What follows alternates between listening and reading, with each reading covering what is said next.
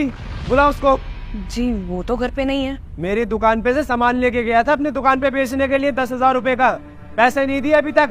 पूरे मोहल्ले में बदनामी कर दूंगा उसकी, बोल दिया उसको। नहीं नहीं ऐसा मत कीजिएगा, आप पैसों के बदले ये रख लीजिए।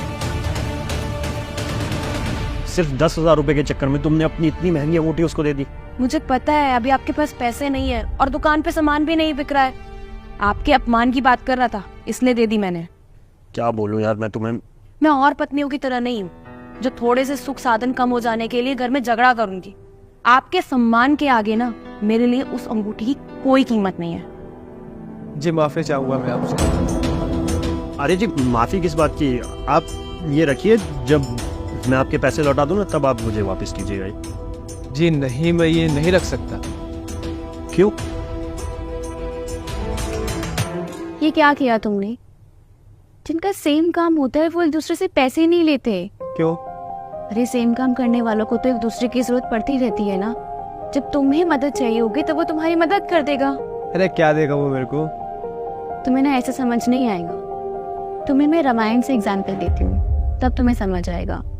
रामायण में जब राम जी को केवट ने नदी पार कराई थी ना, तब प्रभु के पास उनको देने के लिए कुछ भी नहीं था। लेकिन तब सीता माता ने ना अपनी अंगूठी उतार कर ना केवट को दी थी। लेकिन केवट ने क्या कहकर मना कर दिया था कि माता मैं आपसे अंगूठी नहीं ले सकता, क्योंकि नाई से नाई कुछ नहीं लेता और धोबी से धोबी धुलाई नहीं लेता।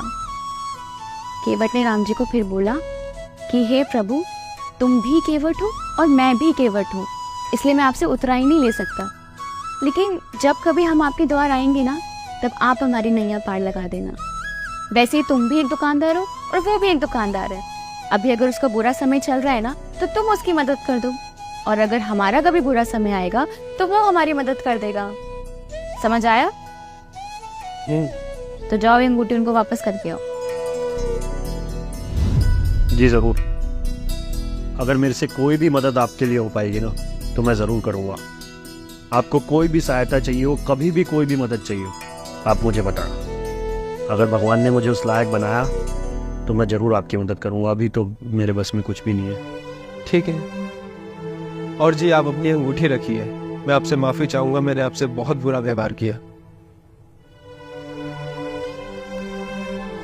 आपकी बीवी के विचार में बहुत ही अच्छे हैं, उनको ना हमारी तरफ से राम राम कहिए।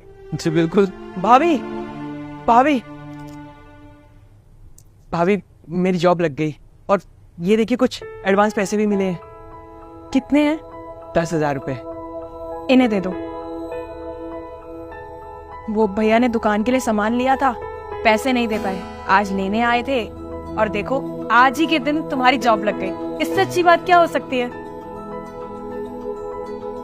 आप ये पैसे रख लीजिए और ये बिल्कुल भी मत सोचिएगा कि अब मैं आपकी मदद नहीं करूँगा क्योंकि मैंने पैसे दे दिए आपके।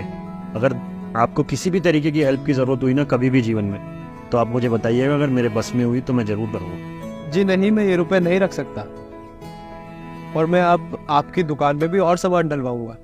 आपकी दुकान ना चलने का कारण ही यही है कि आपकी दुकान में पूरा सामान ही नहीं होता, और जब वो सामान बिक जाए तो उसमें से थोड़ा प्रॉफिट मुझे भी दे देना। और प्लीज अभी ये मना मत कीजिए आप।